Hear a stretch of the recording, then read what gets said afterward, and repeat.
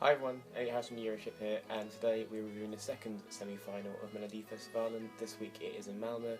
I am on my own today, but I'm still going to give my thoughts and opinions on the 7 songs that are competing. 4 are advancing to the final and under Chanson as usual, so let's start now. Song number 1 is David Lindgren and We Are Your Tomorrow.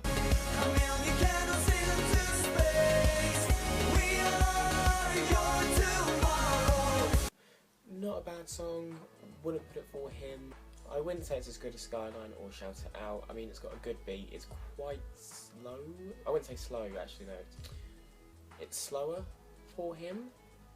It's good. There was a lot of smoke and lasers in the snippet, which makes me excited. I'm interested to see what the full 3 minutes looks like.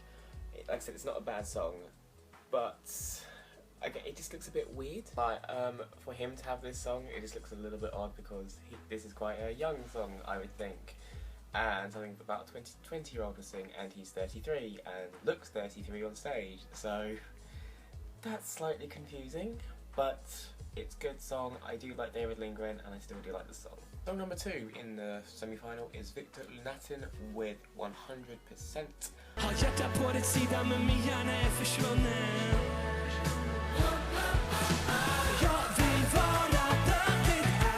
I do not like the song. The clip was awful for me. It's 100% crap. I would be more blunt to say. No, it's really not my style of music. I don't like rapping. I don't like the rappiness. I don't like the change in it. It's just a bit odd for me. So yeah, this is a no for me. It really, really is. I do not like this. The cheerleaders just look a bit odd, and yeah, I don't want this to advance. It's more than likely going to come last, or be knocked out in the first round of voting at least, so I have very little worry about this advancing, to be honest, and I don't want it to be blunt. Song number 3 is Molly Petterson Hammer with Hunger. Yeah, I'm going under, she is back. The robbed act of Melody 2015, which is widely known as, is back. It's very copy and paste and similar to I'll Be Fine, which I'm slightly disappointed about. I want something a bit different. The main comparison I got from I'll Be Fine and Hunger is she says the same line so bloody much. She must have said I've got hunger about 6 times in the 30 seconds, which does not give me hope for the rest of the 3 minutes. Yeah, because in I'll Be Fine, for like the last minute, half of what she said was I'll be fine. Will you? Will you really? I'm not sure. I was a little bit disappointed. I wouldn't say I got bored, but I started to just tune out slightly by the end of it. Again, there's not much going on. It's all in red like last year. Smoke. She's just stood there again. She might change it up for the actual live show. We don't know. This was just a run through, of course, so it could get through. I'm saying Andre Chanson at best. People might put her through just because of what happened last year. The song itself I am disappointed about, and I don't want it to advance. I've said it. I don't think it's one of the top 4 this week. Song number 4 is Issa and I Will Wait. I'll be right here when you come. It is the polar opposite of Don't Stop, and I love it. This is my favourite of the week. I love her voice. She can sing really, really well. One of the things that did knock Don't Stop down for me slightly last year was that the vocal backing track was a bit loud, so I couldn't really at times distinguish between her and the backing track, mainly in the chorus. But this is solely on her. It's very Sanna Nielsen, where it's just her with a power ballad and lots of spotlights all doing nice and different things. There's a black sheet behind her, so you see her shadow on it as well. The only critique is she does a few things like this, and she brings her arm up all dramatically, and I don't think she needs to do that. She can literally just stand there without doing all this extra bit and it'll be just as good.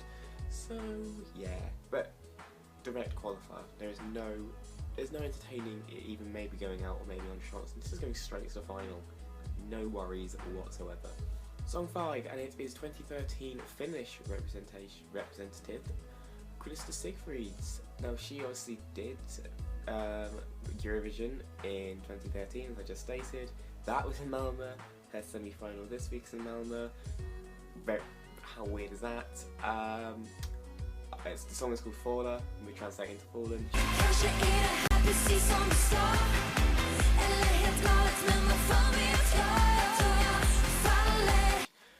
I like the song. It's very cheesy. It's very, very Swedish, but I like it. I'm a bit confused about the racing flags, but I'm sure that'll make more sense in the whole live performance. The song itself I do enjoy. I do like Krista. She's a good singer. And yeah, I'm hoping the best for her actually, because yeah, I just want her to do well. It's Patrick, Tommy and Uno. The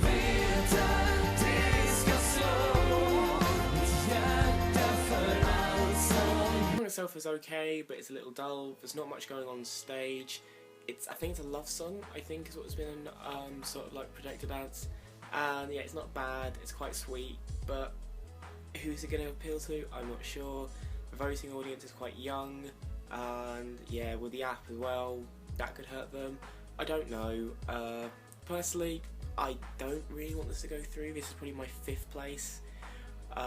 So yeah, I think that's where it's going to end up. So I'm unsure.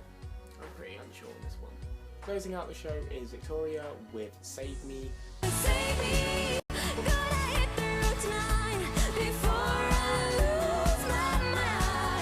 I was a little bit confused why this song was going last when I first saw the semi-finals, because the 7th spot is normally reserved for like the big names.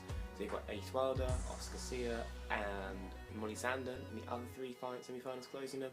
So giving it to a newcomer was a little bit strange for me, but they clearly have faith in her.